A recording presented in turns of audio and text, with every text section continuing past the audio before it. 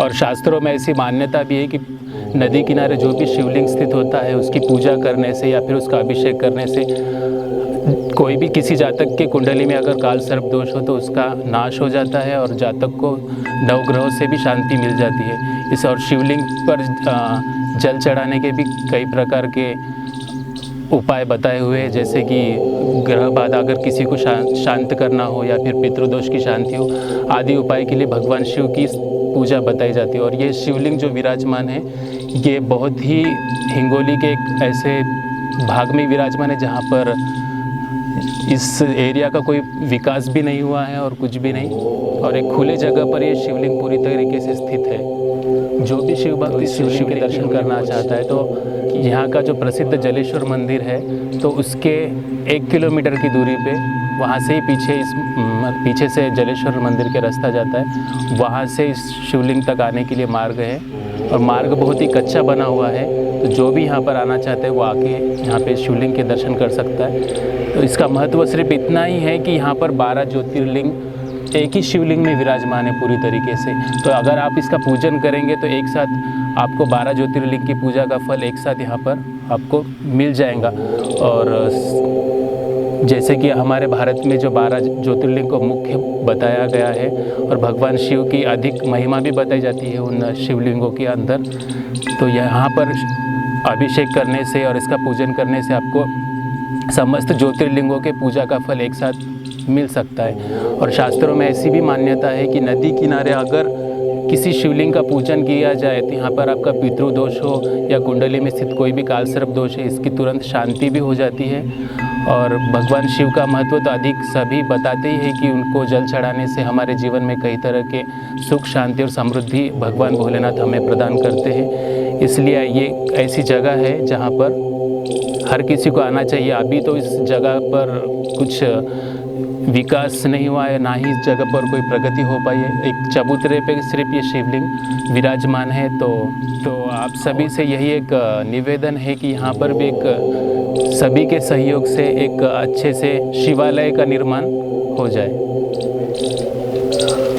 अब हम यहाँ पर आपको शिवलिंग गिन कर दिखाते हैं। प्रथम, द्वितीय, तृतीय, चतुर्थ, पंचम, षष्ठम, सप्तम, अष्टम, नवम, द्वादश, एकादश, द्वादश और ये मध्यस्थित ये मुख्य शिवलिंग। तो इस प्रकार यहाँ पर 12 ज्योतिर्लिंग भगवान शिव के विराजमान है।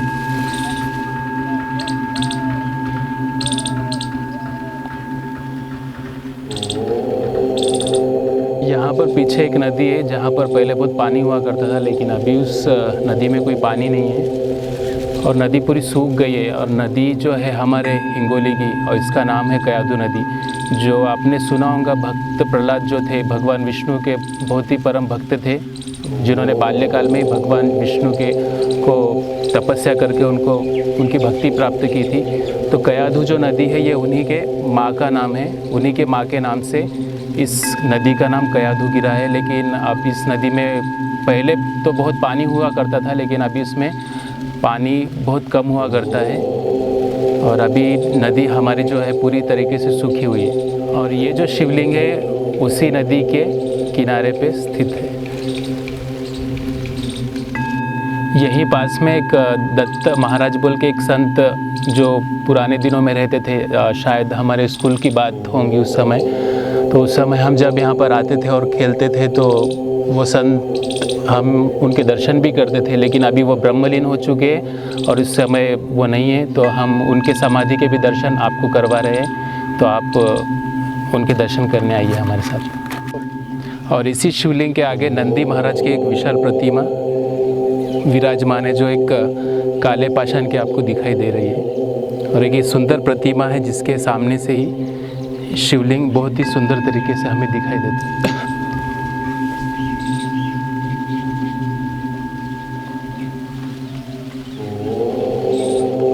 जैसे कि इस जगह का नाम नरसिंह कुटी है, तो इसका अर्थ ये भी है कि भगवान विष्णु के जो एक अवतार है भगवान नरसिंह माता लक्ष्मी के साथ में यहाँ पर विराजमान है। और इन दोनों की मूर्ति यहाँ पर अंदर प्रतिष्ठित की हुई है, तो जिसका दर्शन हम अभी अंदर करने जा रहे हैं।